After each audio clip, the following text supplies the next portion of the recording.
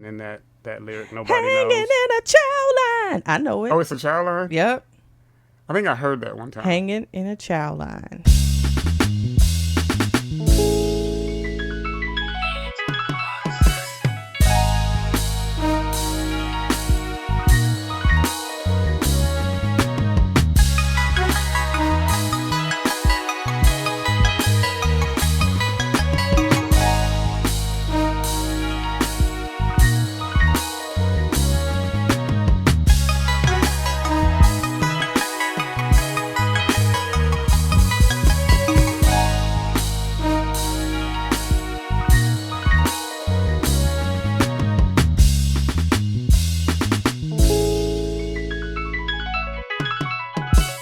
Okay, so let me just say, I always get her mixed up with Lola Falana, but she's not Lola Falana. I think that is she Bernadette Stannis? Bernadette Stannis. So obviously when they put her on, like she, what else are they going to talk about? Like people stick a mic in her face all the time for YouTube videos and little interviews, and that's she still looks nice too. She's like, well, she looks like she's old now, but I guess that might. I mean, she was what she was when she was younger, which is what I would say. What? To my JJ's sister, right? Yeah.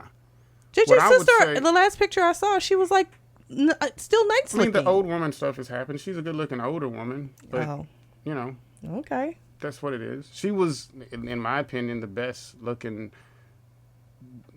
teenage mid-20s black woman that I ever on any sitcom. You would not be the only male I've heard say that. But there's not much competition either. I mean, who else would there really be? I don't know. So anyway, they were... You're not right for that. But. Well, I don't know what the competition is. This is her talking about their time on the Good Times. It was like we had great writers, but they were mostly white. And we had to help them to write for us. They were great writers, wonderful writers. They could write a show in a minute, but they were looking for us to help them with the lingo and what we would do and what we wouldn't do. So we had to do that to make the show what it was, There were a lot of people who didn't like the show because it was too much, like I would say, they thought JJ was acting too buffoonish or whatever. But we had Esther Roll, and I loved her. I mean, very, very much. It was like my second mom. But she made sure that we kept the show in line. All right, so, I mean, I don't know. I guess she's been saying that, using that same line for years about what Esther Roll did. But anyway, when I hear that, it kind of makes me think there was a large group of people that really didn't like that show.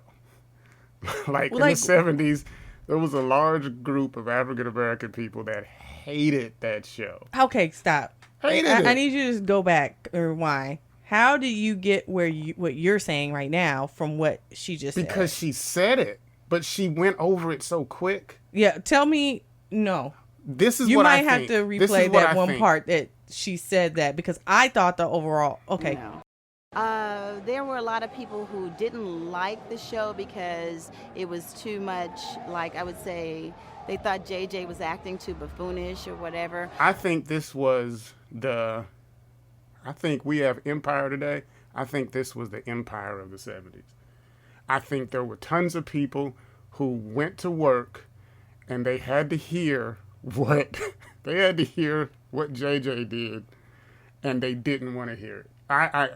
I think at somebody's office, some white guy came in a black guy named Leon's office, and he said, you know what? That was dynamite, or that report that you read or that you did was dynamite, and he died a little bit inside. Every day. Probably more than likely that happened, for sure. He died inside. Because that's human nature, and we all know that happened in some instance somewhere. But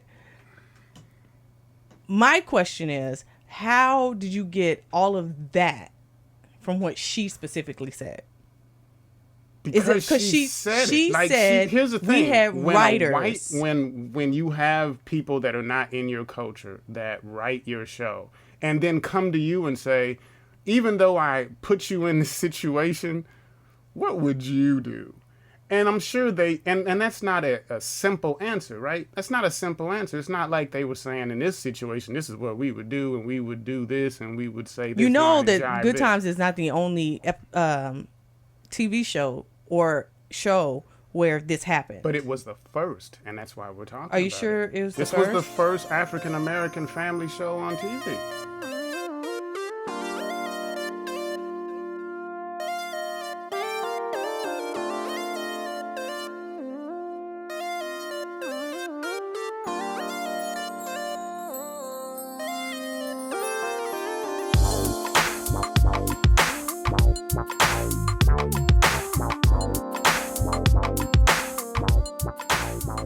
This seems like the empire of its day. Like, we talk about Good Times, and I used to talk about it like it was this amazing family show. And I can imagine that if I said this to one of those people who was out and about in their 30s, professional in the 70s, they would hate me for saying that. They must have hated this show the way that I don't like the Empire show.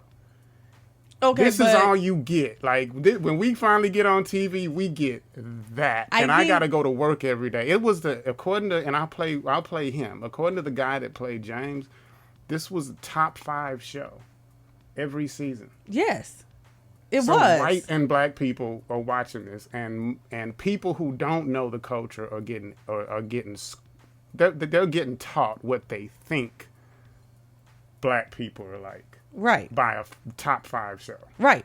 And then it's continued. Like, my whole thing is, her statement to me is more outlining how they structured shows after that dealt with African American life. You know what I'm saying? Like, the fact that the room is made up of white writers, but we're going to bring you in. I think Will Smith, I remember them saying Fresh Prince or something was done similarly. I can believe that. We'll bring you in to give us cultural, Can you imagine what that was like? That's got to be crazy. Can you imagine being in a small corner? Because I'm sure they wasn't in an actual room. I imagine they were sitting around at the whatever stations where you eat food at, just kind of eating food. And some little small guy comes up and says, "Hey, John Amos, what would y'all do?" Yeah.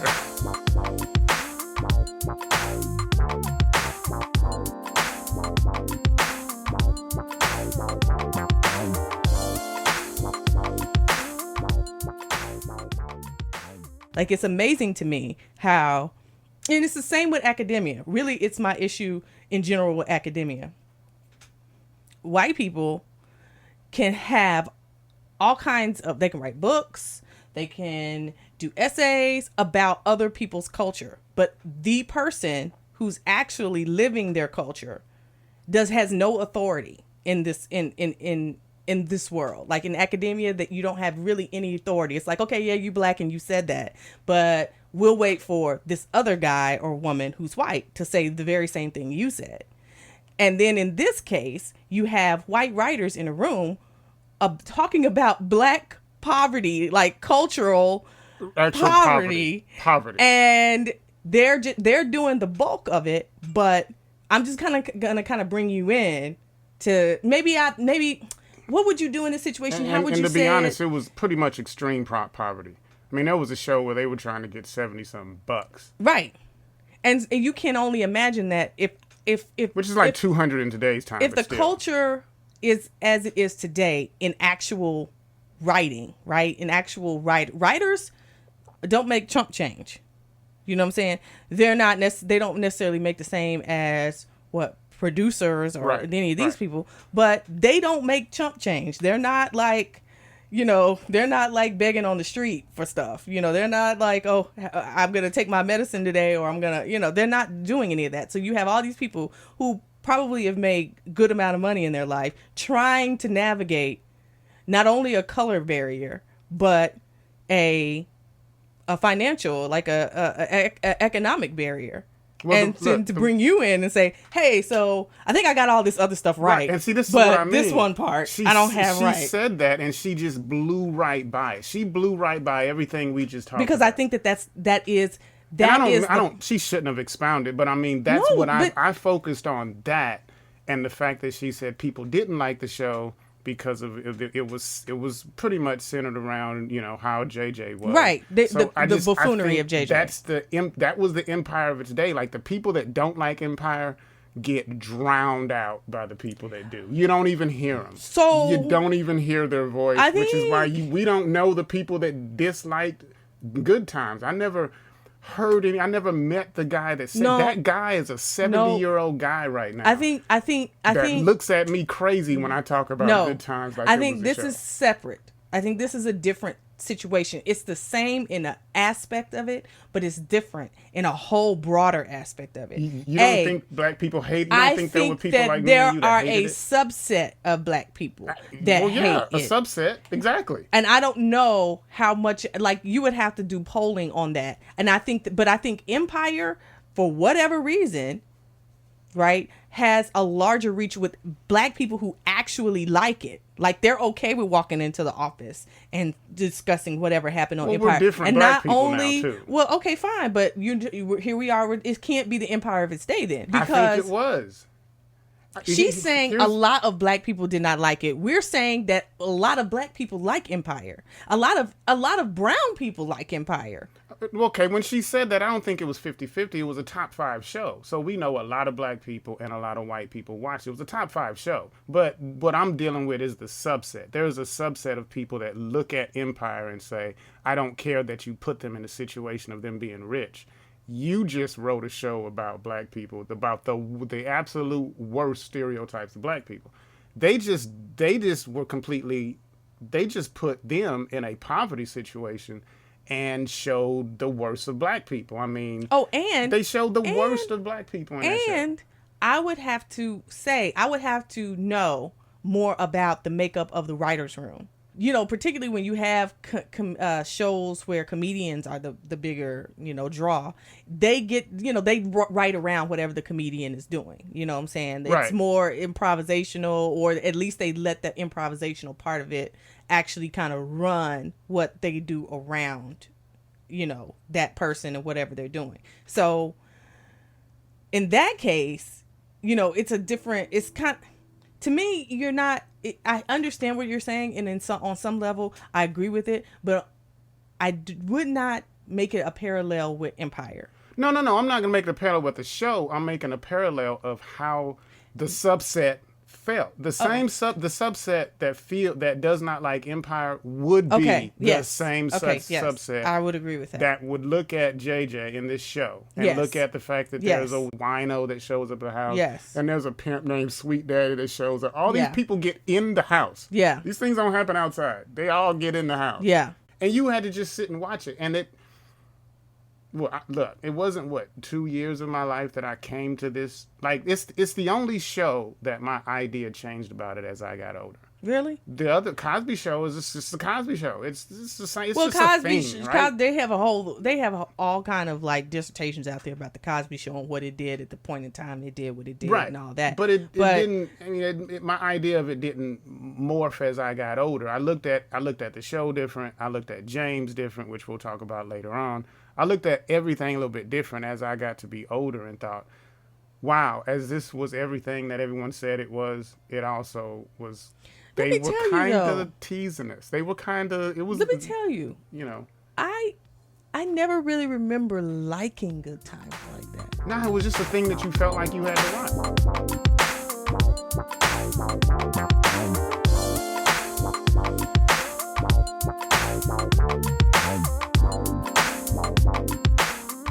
Good Times is like the Cosby Show. I watched in Living. What's that? In Living Color, of course. In Living Color was awesome. You know what I'm saying? Like, there are shows I watched and I liked them and I know why I tuned in, and from kid up till now. Good Times. I watched The Jeffersons. And I liked The Jeffersons. The Jeffersons were just okay to me, and I don't know why. And I liked The Jeffersons. I feel bad about that as an adult. I should have liked The Jeffersons better. The Jeffersons. I loved the interplay between Weezy and George. I loved it. Good Times, I was never really sold on. It was a placeholder. Yes, I watched it. But it was just that. It was just like, this is on. Cover to It's cover. probably got black people. You never and- laughed hard. No. You never laughed hard. No. You never laughed hard. No. I can't come up with a good laughing that was funny. Yeah. No. I cannot Moment. either. And I don't On ever Good remember Times. doing it. It was just part of programming, if you will. It was just, okay. And which lets you know that it did more for white people probably than it did for any black person that's watching my it. point. That goes to my point. And I know, again, when she talks about the show, she talk. The only the character, the man that played James, John Amos, he's the only one that really talks about the show in any kind of other way than, yeah, it was a good thing and we did it and everybody loved it and some people Yeah, did. because everybody's But- trying to work. Well, yeah, okay, well that's true. I don't know where. I don't know what James. I guess James either has decided. Well, he's gotten a lot of work. He's worked more than anybody off that show. You know? What has James done recently? I can't do off the top of my head, but I know he he's- works. yeah, I'm not saying he worked. doesn't work, but I I'm want to saying- say he did 2.5 You're Men right. was the last thing he did. You're right. He does do little spots and stuff. He worked. He does. This. I don't know. But So you I know, guess some he has people more just try. You liberty. know, I don't know. It depends. When I hear people doing sound bites, I hear people saying basically, I don't want to be a person that is seen as a person that would talk about something after I'm done with it. So what I'll do is frame it. Just play nice. Yes, in a way that is nice and we can, keeps me open to possibilities of So work do in you the future. think? And you should probably ask your mom. Have you ever asked your mom what she felt about it?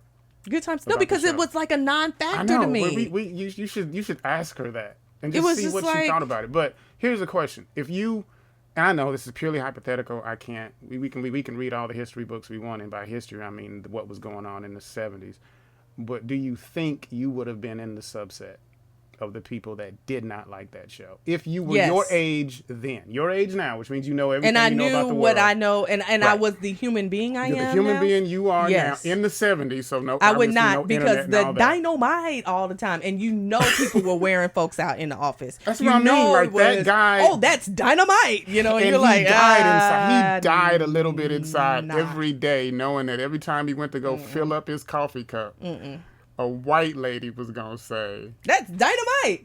that presentation was You dynamite. killed me just a second ago. And Ugh. you killed me a second ago, and I got to go back to my office, and I have to know that tomorrow, because you know Top what? 5 Listen, show, yeah. listen. This is my whole thing, and this is because you run the spectrum, right? It's gonna be you're gonna have like the white people that are just really trying to relate, and they really think that they're relating because it is contextualized as if this is what is happening. Yes, in a comedic way, but in the ghettos of black society, right? So it's like, so you have those well-meaning people, particularly I would imagine in the 70s, where you had less sensitivity to it at all, like you have now.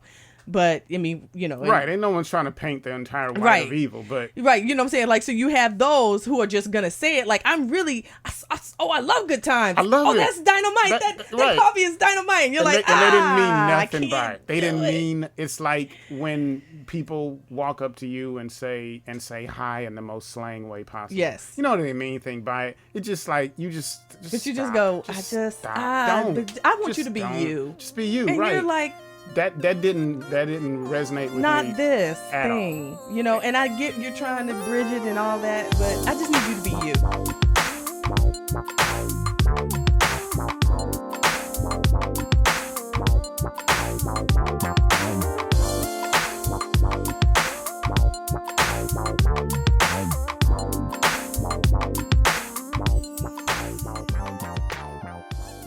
You get JJ, Jimmy Walker in there. Let's see if I can find Jimmy Walker right here. You get JJ in there, Jimmy Walker, he's funny, and then of course there's the maintenance guy or whatnot in the building there. His name is Bookman, and they trade back and forth. He has all these one-liners, all these jokes, and all this stuff that he throws at him and stuff, and I'm laughing hysterically because it is absolutely hilarious. Good Times is a great, it just shows how how a African American or black family, if you will, growing up, in the in the ghetto or in the project, Right.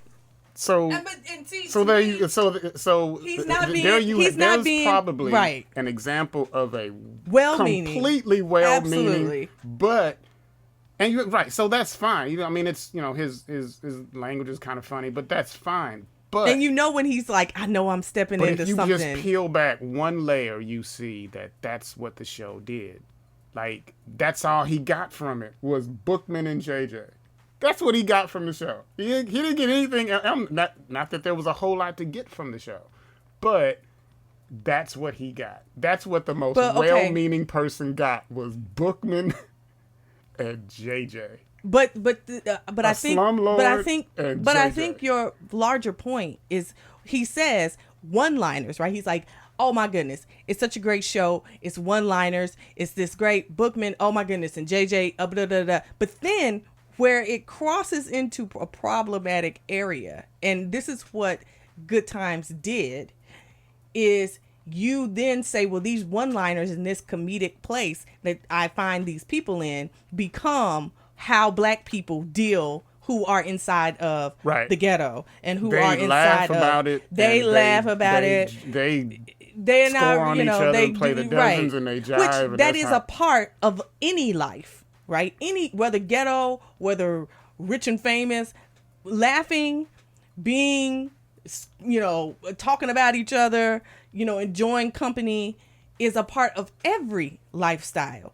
But to say, to make that kind of a pointed bridge over to this is how, the African American family in the ghetto, I think that's where the misnomer happens. That's where it all falls apart.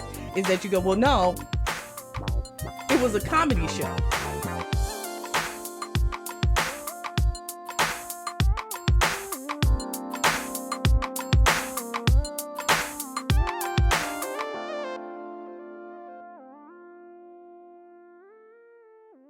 Do you think the writers tried to put a white family on the Good Times show? Do you think that's something that came through their mind? Like, I would can not we- put it can past we them, get a particularly white- at that point, because if they're doing the Can same we kind do of this? if they're doing well, this is you know they they wanted to. It all depends on what the write up was in the point. But I can say this, Because they had to sell this to TV. So they network wanted to television. at least can we get the guy who fixes stuff be white? Can we anywhere? No, put a because the white guy in who it? fixes stuff would be living in the projects with the black people. That's what I'm saying. Do you think they tried their hardest to put a white person in the project? Maybe the landlord, if the landlord would come, but then that's a problematic place, and you can't do that. So They did everything else. They put Sweet Daddy in the house. They put Ned the but Wino these in the are house. all what they see as staples of black life. Okay, I get But that. to have then a power structure like a landlord come in, what is this landlord gonna say? What is he going to be telling them? That's true. And to their point, when they did put a white person in the show, maybe he was a doctor or maybe he was a somebody that they had to deal with temporarily, they made it a point to make them the whitest of white people. Mm-hmm. Like really, really Did white. a white person come in when Janet? You remember when she was getting beat? I don't know if the social worker was white. The only one I remember when James had high blood pressure, he went to the physician. And obviously there were others. And the physician was, every white, it was almost like the white guy that they had on Sanford and Son, the white cop. They made him so white that maybe we could laugh at white people, I guess. Just for that bit. little moment, And even though James has high blood pressure and it's right. Let's laugh at how white the white yeah doctor is. yeah Just for a second, let's do that. yeah. I see. Yeah. But I always wonder, because it was network TV, did they try their hardest to put a white person in, just to even at the beginning? Because I watched all of season Why 1 wouldn't and they there was play none. with that? This to is tell me us just that? understanding TV. But If I would they tried imagine it wouldn't be a bad that thing. they would try to do that, because why not? Yeah, how do you sell this But show? Right. the power structure of it completely changes when you introduce, particularly any kind of person that's going to reoccur, like a reoccurring role right. of a white person coming in. Because why? Which is problematic. This is all problematic because then in TV world you go, well, why is this white person there? Because white people don't live in the ghetto? You know what I'm saying? Like why? Because we don't want to introduce the white person that does live in the ghetto. Yeah, I think that's more. I think I think that conversation happened. That. I think they wanted it, and somebody in the room said what you said, or someone in the office way upstairs said, "Hey, we're not going to be where they are."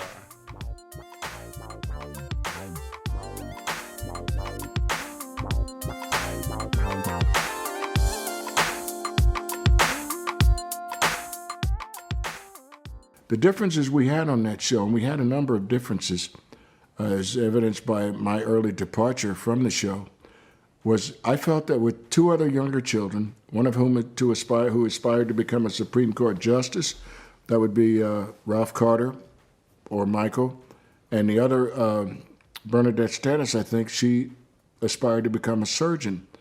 And the differences I had with the producers of the show was that I felt too much emphasis was being put on JJ and his chicken hat and saying dynamite every third page, when just as much emphasis and mileage could have been gotten out of my other two children and the concomitant jokes and humor that could have come out of that. But I wasn't the most diplomatic guy, like I said, in those days, and they got tired of having their lives threatened over jokes. So they said, to tell you what, why don't we kill him off and we'll all get on with our lives. So that was John Amos, who, in my opinion, is a G. Yes, he is. He's a G. Absolute. He's a G. Absolute. And it didn't seem like he was saying, don't do it like this or else. It was just, please don't do it like this. Like he wanted to be a part of the show, just don't do it. Like he was one of the subset that we're talking about. Yes. He just happened to be there. Well, you always have people who show that they understand. There are other ways we can get mileage out of this Black experience that we're showing people. And it's just as important mileage. It's not mileage that we're just, we don't have to do. Like, we should do it.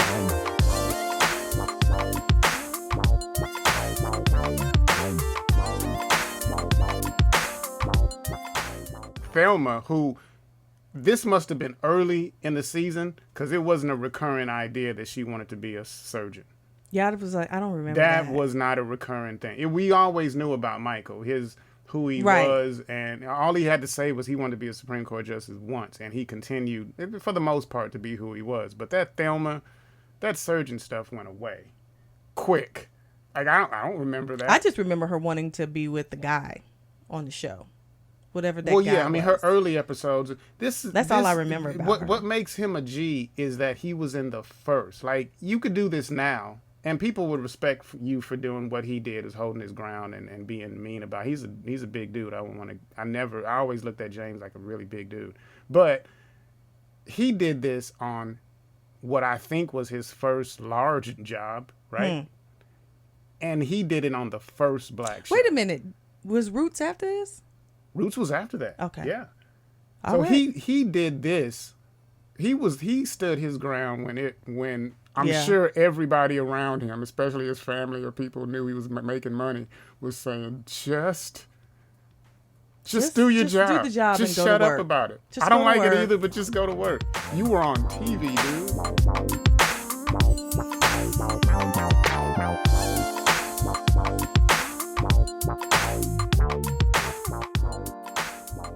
What was her name? Willona. Willona. Boom. Let me tell you something about her. Willona's character, if you think about it, right? She was single all the time on purpose. Yes. On purpose. If you watch the first season, Willona was hot. And she was pretty much hot throughout the show. She kind of got old hot. Like, you old, but you still kind of look good. But when the show started, she was absolutely hot. Like, she was the most stunning person on that show. She was single on purpose. There was a couple episodes where she'd be with some dude and then he'd turn out to be a jerk, but she was constantly single. And I always thought, and I still do, Are you about to say what I think you're about to say? She was a constant side chick. Like, I think Willona... Really? I do. I think she was that side chick that wouldn't let you do anything for her. Like, I think she messed with married dudes. And she wouldn't tell Florida. Really? Think about this. She wouldn't tell Florida because, of course, Florida was just, she wouldn't be cool with that at all.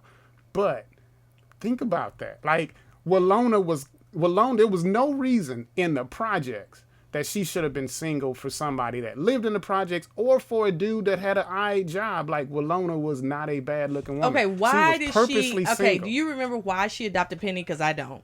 No, Penny was showing up with, like, Michael. I think she followed Michael home like a stray cat or something, and then, Willona found out her situation. But, again, this is what purposeful single people do. They go out and get... I'm thinking she's thinking to herself, I'm a side chick, so I know dudes ain't about nothing. So I'm going to find my love in this little kid. And she did. When she got Penny, she was all about Penny. But I think she was a consummate side, like one of those that ain't going to let you take care of it. No, I don't want none of your money. I think you putting too much reality that people writing this would How not did have Willona placed stay single? into How did it. that woman I walk think into that you're apartment? putting way too much reality into it. Because she had almost no... She wasn't... I don't think she was a stereotypical character at all. She was the most interesting character to me. She walked... She had her own stuff. She always had her own stuff. She walked in. She looked fly half the time. Half the time, she looked like she was just in the house. But she walked in, she said her piece, and she walked out. And she had her head was up the whole show. Her head was never down about anything. Her head was up. She walked. It was like she didn't live in the projects. It was like she was coming from her apartment, her regular apartment over Florida House. It's like she didn't live upstairs. And I always thought, why is she purposely single? And that's all I got, is that she was just a really, really good side chick. I just want her to know that I cared a little bit about her character. Her character, she did not just walk in, say something to Florida, say something real jive, and leave. And she always left really fast. Like, you notice she had somewhere to go. She had somewhere to go.